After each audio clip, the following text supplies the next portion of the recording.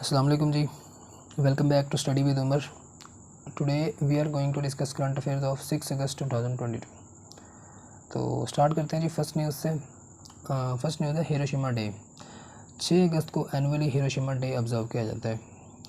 Basically world war 2 के दौरान 1945 में यूएस डेटोनेटेड 2 बॉम्ब्स। यूएस ने 2 बॉम्ब गिराए थे जापान के 2 शहरों के ऊपर।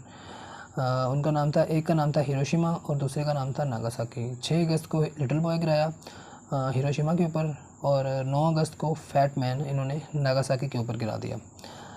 तो ये ड्रॉप कैसे की इन्होंने? B-29 बॉम्बर्स के थ्रू। B-29 बॉम्बर का जो रियल नेम है वो है इनोला गे। अब क्वेश्चन ये है कि why US drop nukes on Japan. तो जर्मनी जो उस टाइम एक्सिस पावर में था, क्योंकि 2 ग्रुप थे ना वर्ल्ड वार 2 में, एक एक्सिस पावर थी और एक थे अलाइड पावर्स। एक्सिस पावर में जर्मनी, इटली और जापान शामिल थे, जबकि अलाइड पावर्स में यूएसएसआर, यूके, यूएसए और चाइना शामिल थे। अब एक्सिस पावर को डिफीट हो रही थी वर्ल्ड वार 2 में और जर्मनी ने भी सरेंडर कर दिया था 8 मई 1945 को, लेकिन जो इम्पीरियल जापान था वो स्टिल रेजिस्ट कर रहा था। तो उनकी इस रेजिस्टेंस को रोकने के लिए यूएस ने जो है ना वो 6 अगस्त और 9 अगस्त को न्यूक्स जो है ना वो जापान के ऊपर गिरा दिए। अब नेक्स्ट जापान की बात कर लेते हैं। जापान में टोटल जो है ना वो 6852 के करीब आइलैंड्स हैं। तो ये ग्रुप ऑफ आइलैंड पे मुश्तमिल एक कंट्री है, इसे आर्चिपेलागो कहते हैं। और सबसे बड़ा जो आर्चिपेलागो वो इंडोनेशिया है, क्योंकि उसमें तकरीबन 20,000 के करीब आइलैंड्स हैं। तो इन 6852 में से जो है ना वो 4 मेन आइलैंड है जापान के। तो सबसे पहला जो है वो होकाइडो है, ये नॉर्दर्न साइड पे है। उसके बाद होंशो आइलैंड है, ये बहुत इंपॉर्टेंट आइलैंड है क्योंकि इसके ऊपर ज़्यादा आबादी इसी आइलैंड के ऊपर है, जापान की मोस्ट पॉपुलस है। और इनका जो कैपिटल है टोक्यो, वो भी इसी आइलैंड के ऊपर एग्जिस्ट करता है। और हिरोशिमा सिटी जो है वो भी होंशो आइलैंड के ऊपर लोकेटेड है। नेक्स्ट है शिकोकू आइलैंड, और ये इन चारों में से जो है ना वो स्मॉलेस्ट है, smallest of 4 main islands, Shikoku island.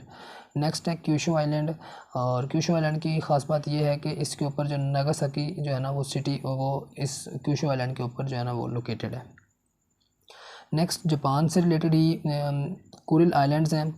Kuril island, question ये आता है कि किन 2 कंट्रीज़ के दरमियान में डिस्प्यूटेड हैं। तो ये 4 आइलैंड्स हैं, जापान की नॉर्थ साइड पे हैं और रशिया की साउथ साइड पे हैं। तो ये 2 कंट्रीज़ हैं, रशिया और जापान, इनके दरमियान में डिस्प्यूटेड है, ये क्वेश्चन आता है।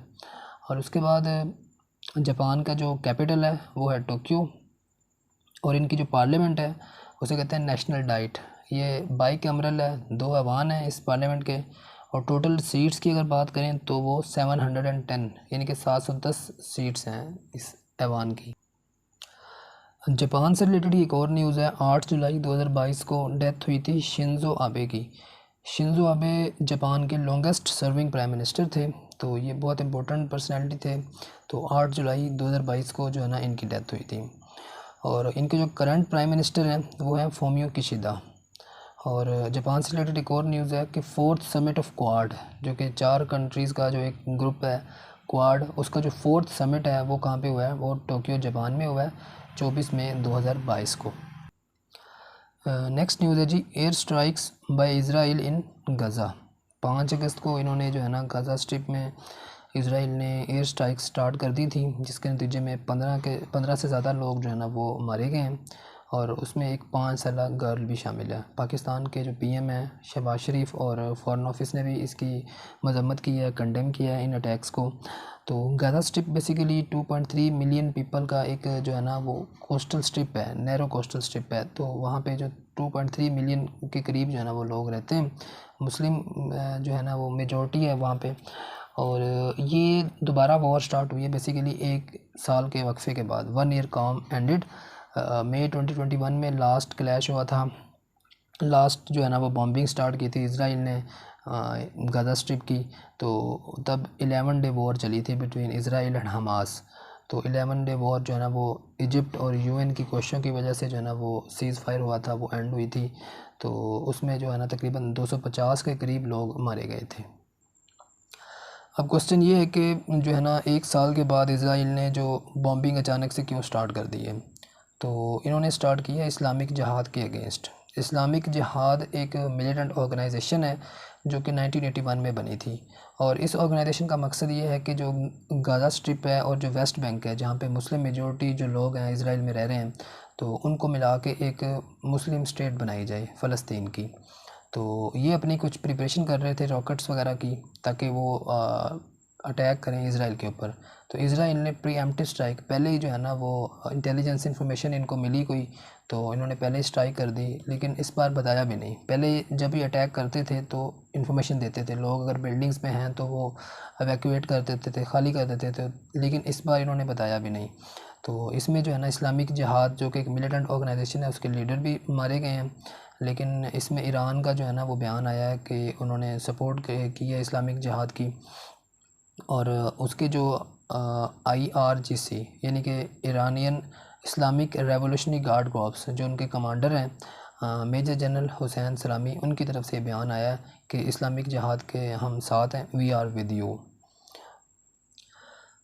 नेक्स्ट क्वेश्चन ये है कि जी वाई अभी इसी टाइम में इन्होंने बॉम्बिंग क्यों स्टार्ट कर दी। एक तो इस्लामिक जिहाद वाला है जो है ना एंगल, और नेक्स्ट है अभी इलेक्शन होने नवंबर 1 से जो है ना इज़राइल में, तो वहाँ पे इंटरिम प्राइम मिनिस्टर हैं, तो वो अपनी जो है ना वो क्रेडेंशियल्स को, सिक्योरिटी क्रेडेंशियल्स को प्रूव करने के लिए जो है ना वो इस तरह की बॉम्बिंग करवा रहे हैं।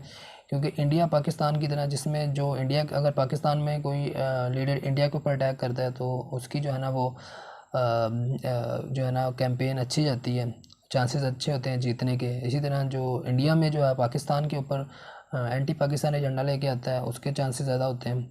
इसी तरह इज़राइल और पैलेस्टाइन में भी यही सिचुएशन है। तो यार लैपिड जो इनके जो इंटरिम प्राइम मिनिस्टर हैं, वो एंटी पैलेस्टाइन जो है ना वो एजेंडा लेके आए हैं, ताकि वो अपनी क्रेडेंशियल्स को प्रूव करें और इलेक्शन में जो है ना वो ज़्यादा से ज़्यादा जो है ना वो सीट्स ले सकें। इस वजह से जो है ना ये काम कर रहे हैं। नेक्स्ट न्यूज़ है जी चीफ सेक्रेटरी ऑफ पंजाब।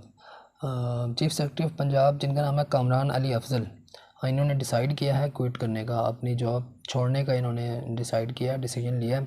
ये इनकी अपॉइंटमेंट हुई थी सितंबर 2021 में। और अगर पंजाब की बात हो रही तो पंजाब के जो CM हैं परवेज़ लाई हैं, चौधरी परवेज़ लाई, गवर्नर बलीगुर रहमान है, इन्होंने आज जो है ना 21 रुकनी कबीना से जो है ना वो ओथ लिया है, और इसमें 21 के 21 जो लोग थे वो PTI के थे।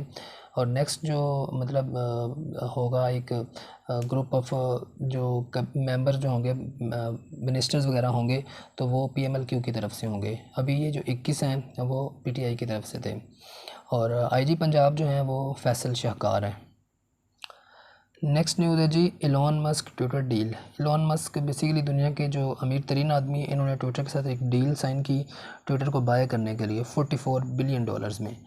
तो एलोन मस्क ने कुछ इन्फॉर्मेशंस जो है ना अकाउंट के हवाले से मांगी ट्विटर से, ट्विटर ने रिफ्यूज़ किया, तो as a result Elon Musk ने डील कैंसिल कर दी।